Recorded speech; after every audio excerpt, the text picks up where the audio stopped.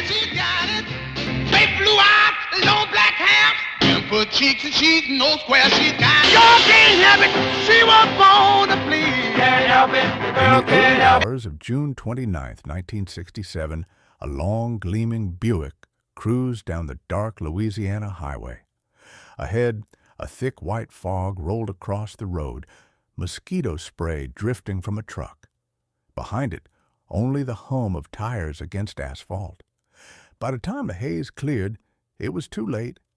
The Buick slammed full force into the back of a slow-moving tractor-trailer on U.S. Route 90 near Slidell. The crash echoed like thunder. In the front seat, 3 adults never had a chance. In the back, 3 children woke in terror, crying out, alive but shaken. News outran the dawn. By morning, the world knew Jayne Mansfield was dead at 34.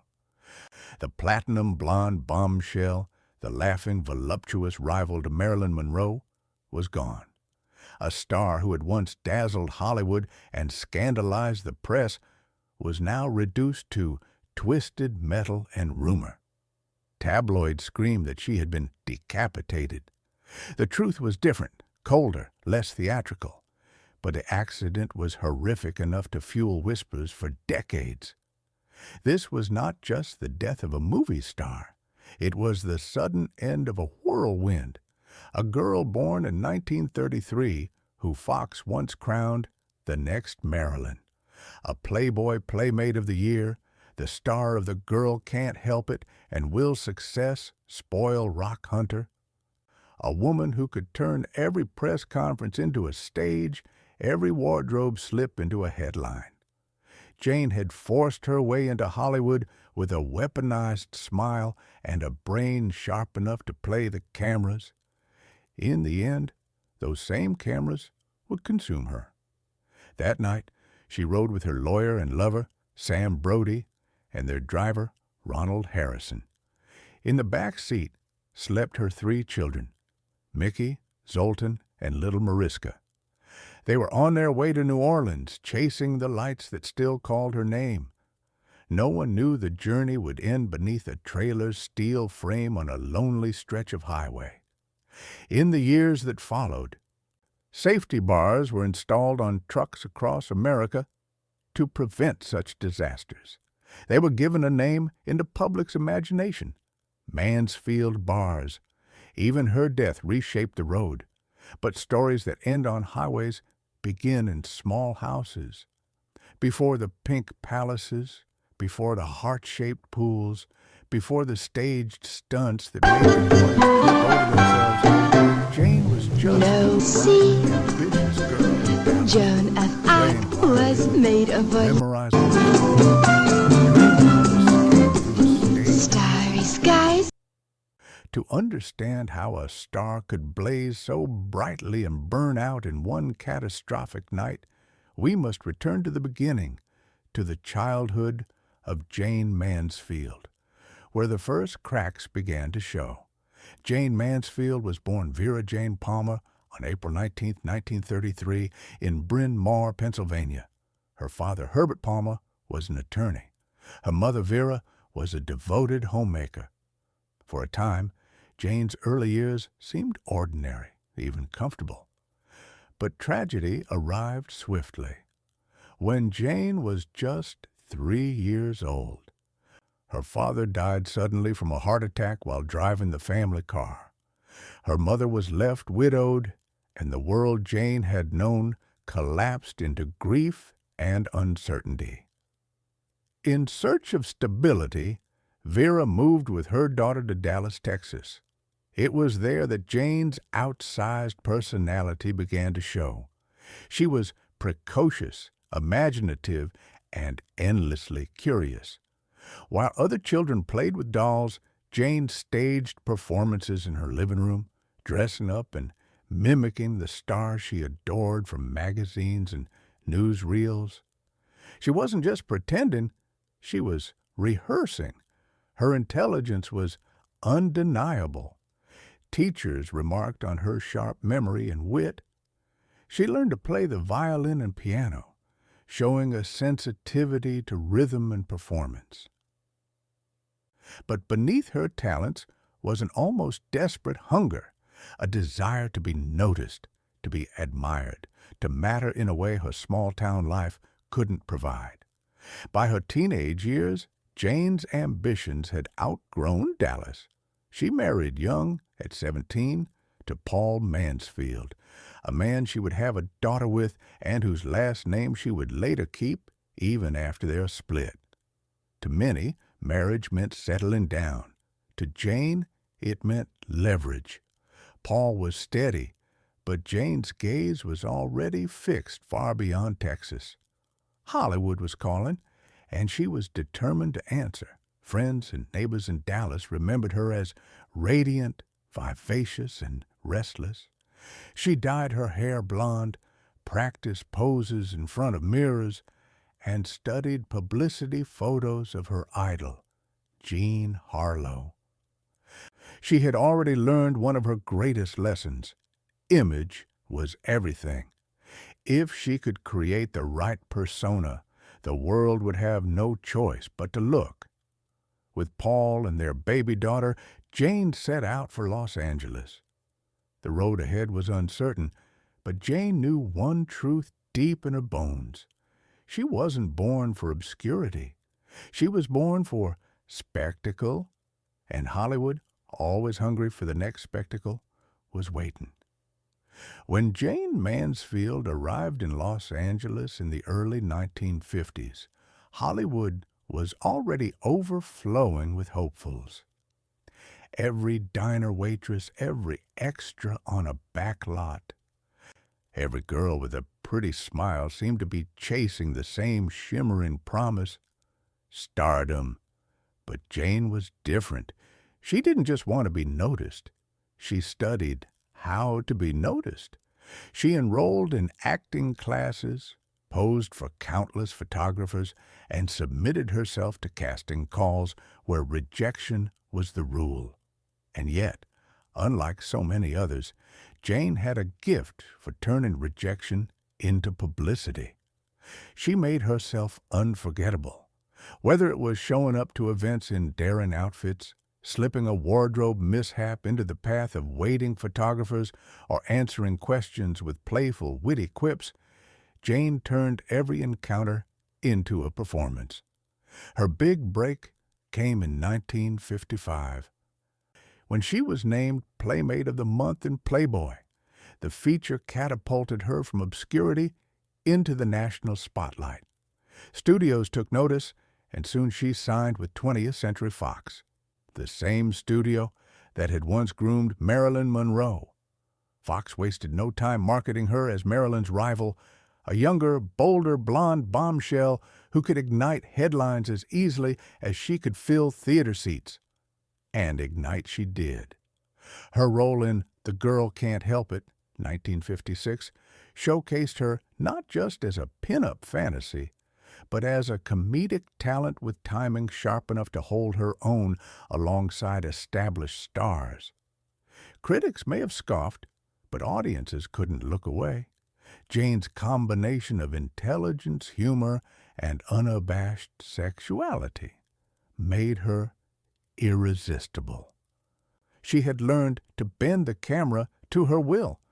Soon came Will Success, Spoil Rock Hunter, and a Golden Globe Award for Most Promising Newcomer. She posed for photo spreads, graced magazine covers, and even became the first American actress to perform nude scenes in European cinema, further fueling her scandalous reputation. Wherever she went, flashbulbs followed. But fame was a double-edged sword. For every headline celebrating her, there was another mocking her as cheap, vulgar, or too much. Hollywood could be cruel to women who leaned too boldly into their sexuality, and Jayne leaned all the way in. She didn't just court publicity, she drowned in it. Still, at that moment, Jayne Mansfield seemed unstoppable. She had conquered Playboy, Hollywood, and the press. She had built herself into exactly what she always wanted to be, a spectacle no one could ignore.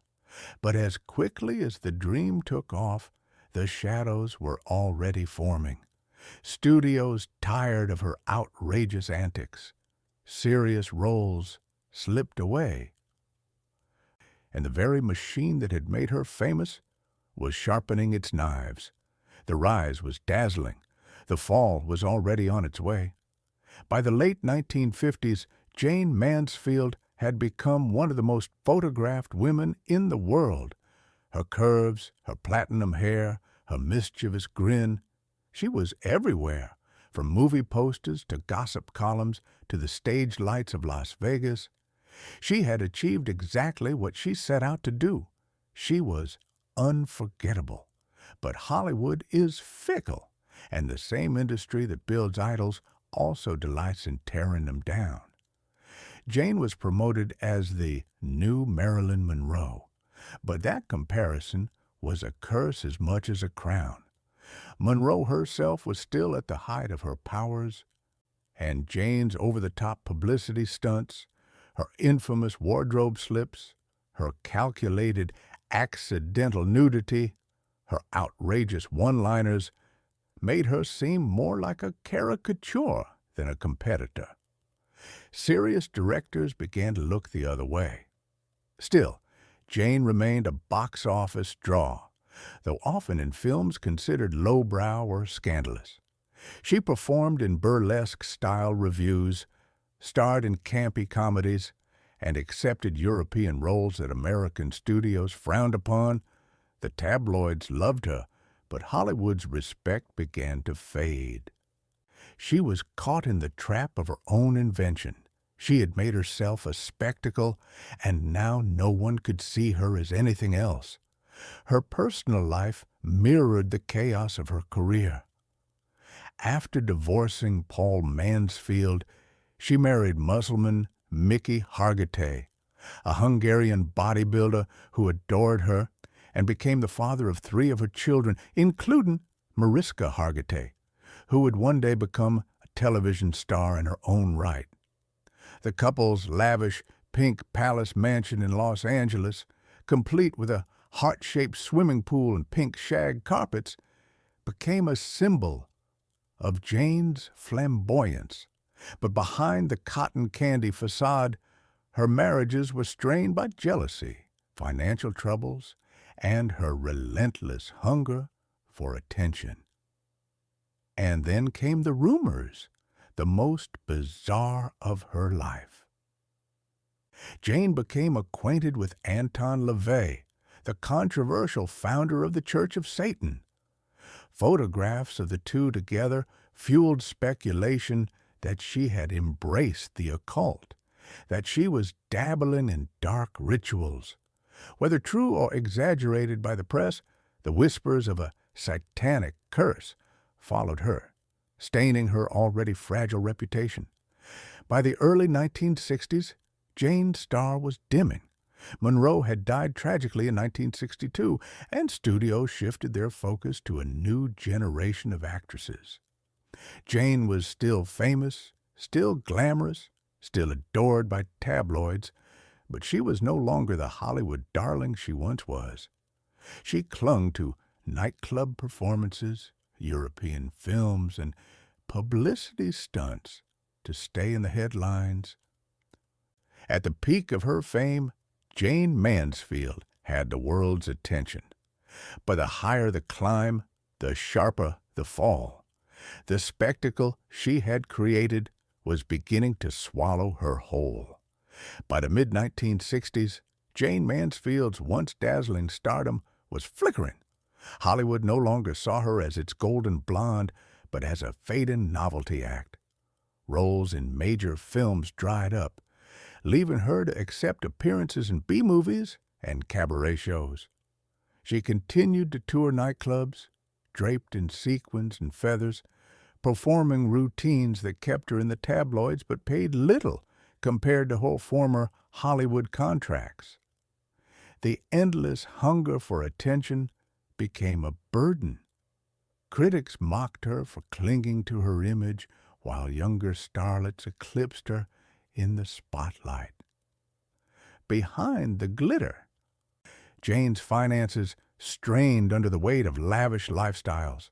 Pink mansions, diamond-studded pets, luxury cars, all symbols of an empire she was struggling to hold together. Her personal life fared no better. Her marriage to Mickey Hargitay collapsed amid jealousy and spectacle. She remarried briefly, then moved into a volatile relationship with lawyer Sam Brody. Brody was known for his temper, and their arguments often became public. The gossip pages, once Jayne's ally, now relished in painting her as a tragic clown, a woman trapped in the prison of her own persona. And then came the whispers of the occult. Her connection to Anton LaVey, the self-styled high priest of the Church of Satan, fueled rumors that she was cursed. LaVey himself claimed that Jayne was under a hex after Sam Brody mocked his faith. Whether publicity stunt or reality, the narrative of a satanic curse clung to Jayne in her final years, adding an eerie undertone to her already chaotic life. Still, she pressed on. Nightclubs, interviews, small film parts, anything to stay visible. But the crowds were smaller, the applause thinner, the glow dimmer. The once radiant star now seemed to be running from something: age, irrelevance, the shadows she had courted for so long. On June 28, 1967, Jayne finished a late-night show in Biloxi, Mississippi. Exhausted, she piled into a Buick Electra 225 with Sam Brody, their driver Ronald Harrison, and her 3 children asleep in the back. They set off for New Orleans, chasing the next appearance, the next check, the next flash of attention. Just before dawn, on a dark stretch of U.S. Route 90, the dream ended in a burst of steel and glass. The car plowed into the back of a tractor-trailer hidden in a cloud of mosquito spray. Jayne Mansfield was gone instantly at just 34. The headlines exploded: "Hollywood bombshell decapitated." Tabloids exaggerated the horror, cementing myths that persist to this day. The truth was tragic enough. A young mother, a fading star, extinguished in an instant. The fall of Jayne Mansfield was complete. From the brightest lights of Hollywood to the darkest stretch of Louisiana highway, her life had become the very cautionary tale she once seemed destined to escape. In the wake of Jayne Mansfield's death, Hollywood struggled to process the spectacle it had both created and consumed. The tabloids feasted on every lurid detail, splashing headlines of decapitation and curse across front pages. But behind the sensationalism, real consequences emerged, ones that would change American roads, Hollywood culture, and even the way audiences remembered her. First came the practical legacy: safety reform. The horrific collision that killed Jayne also killed 2 others in the front seat. Yet, miraculously, her 3 children, Mickey, Zoltan, and little Mariska, survived in the back. Investigators noted that the Buick had slid beneath the trailer, shearing off the top of the car. The nation was horrified.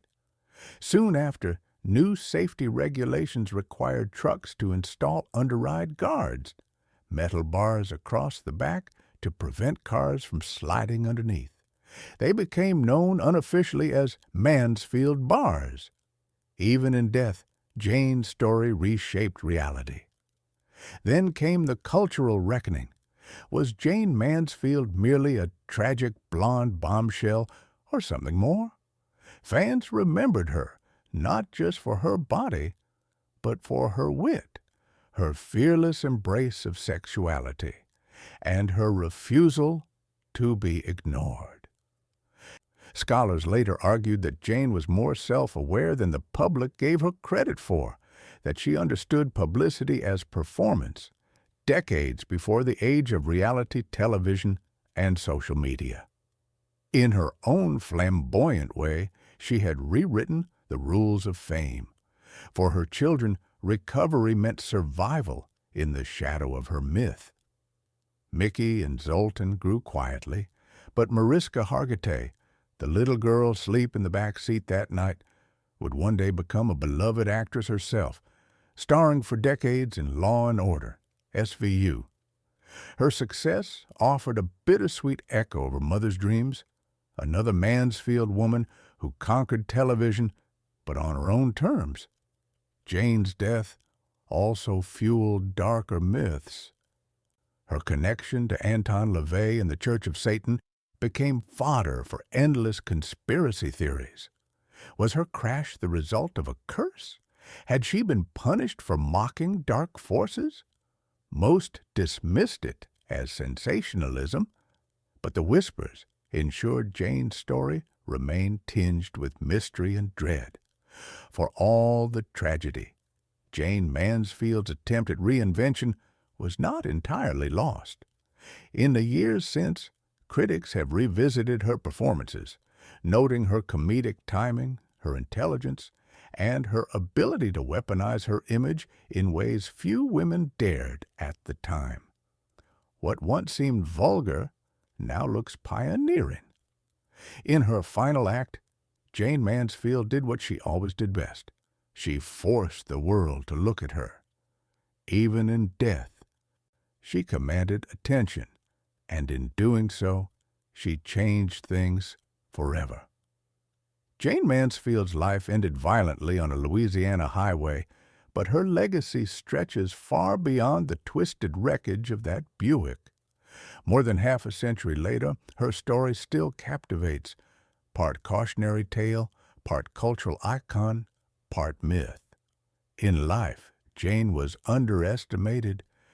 Critics dismissed her as a cartoonish imitation of Marilyn Monroe, a manufactured sex symbol who relied on scandal more than talent. Yet time has revealed another truth. Jayne understood publicity as performance. She knew how to turn every headline into free advertising, every slip of a strap into a story. Long before social media influencers, Jayne Mansfield was practicing the art of self-branding. Her death, sensationalized and misreported, only added to her legend. The grotesque myth of her decapitation cemented her as Hollywood's most shocking tragedy. But behind the lurid headlines was a real woman, ambitious, intelligent, vulnerable, who chased the dream with fearless abandon and paid the price for it. Her children carried her name forward. Mariska Hargitay, who survived the crash as a 3-year-old, went on to become a beloved actress and advocate, a living reminder that Jayne's story didn't end in 1967. In Mariska's strength, many see the resilience of a daughter who turned her mother's shadow into her own light. Even the roads remember her.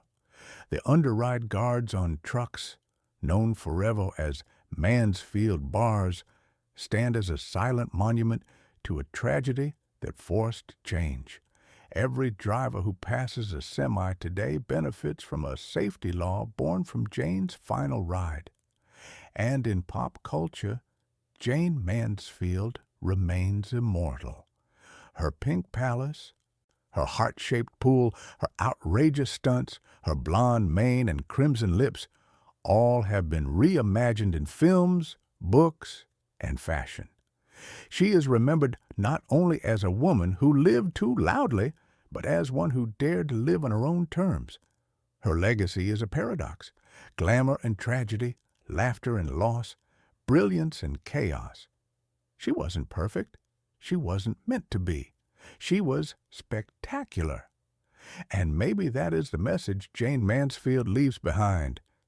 In a world that wanted her to be silent, she refused to stop shining. Even when the spotlight burned her, she stood in it proudly.